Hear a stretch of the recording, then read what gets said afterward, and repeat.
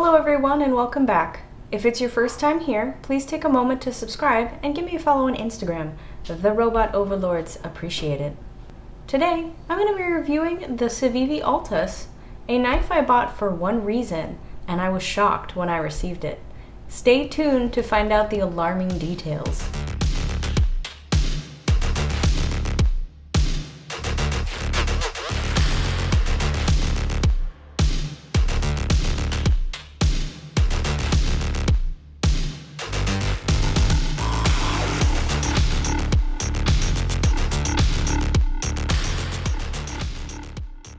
This is the CIVIVI Altus, designed by, well, CIVIVI.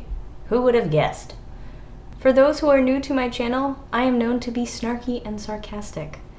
You have been warned.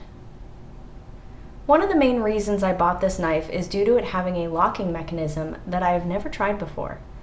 This is a folding knife that features what is known as a button lock. Just to clarify, this is not an automatic knife, so pressing the button does not deploy the blade automatically. The knife can be opened either by using the thumb studs on both sides of the blade, or by holding the button and then flicking your wrist to give the blade some momentum. To close the knife, you simply press the button to disengage the lock, and then you can flick the blade close, or you can close it gently.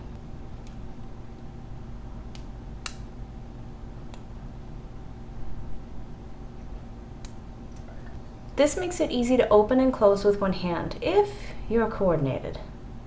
Years of playing video games has only gotten me so far, so I still struggle at times.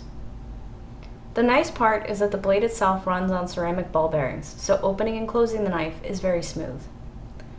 This blade, like the QSP Penguin, or the CIVIVI Elementum, is a larger size knife for me.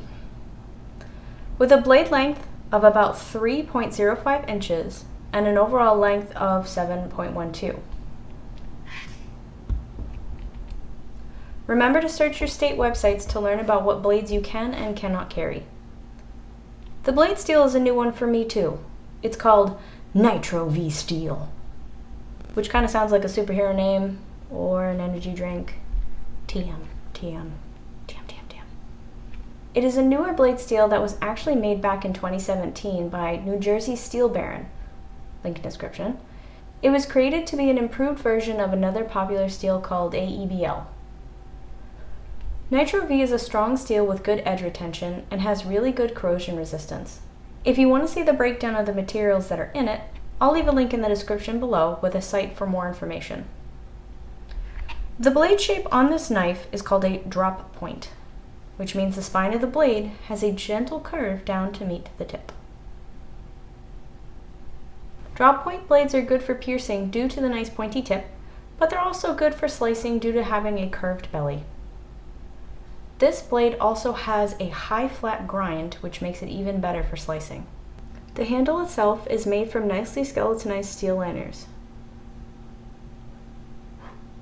with G10 handle scales over them.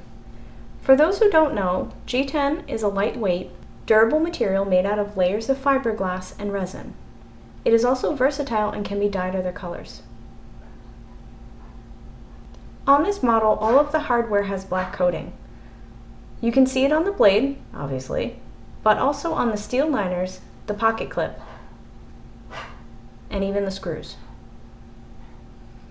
I think it ties the look together nicely. It also has a spacer on the tail end of the handle so you can attach a paracord lanyard.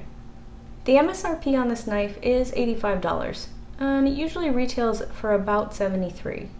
I was able to get it around $60 during one of Blade HQ's many sales, so I was able to save a little bit. Now for the reason why I think you are all watching this video. There are really only two things that I don't like about this knife. Now I know color is subjective, just like art.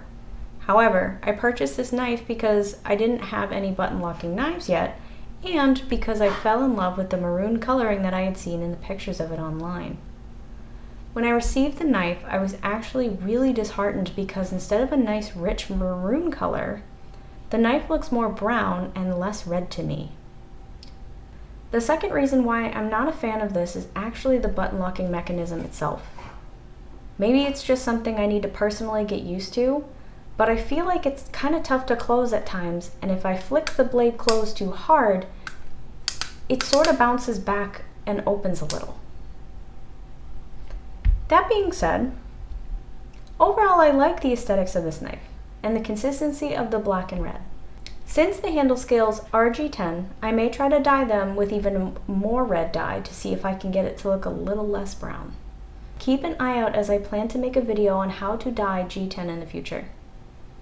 As always, I try to end with something inspirational, something nice, because everything is just a raging dumpster fire right now.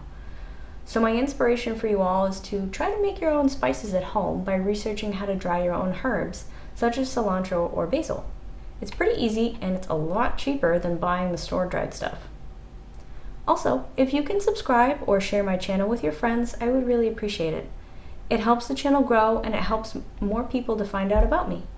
Thank you everyone for taking the time to make it to the end. My self-esteem thanks you.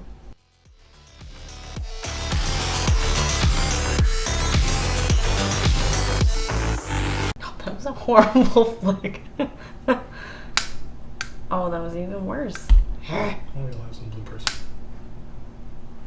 to illustrate your issue with deploying it.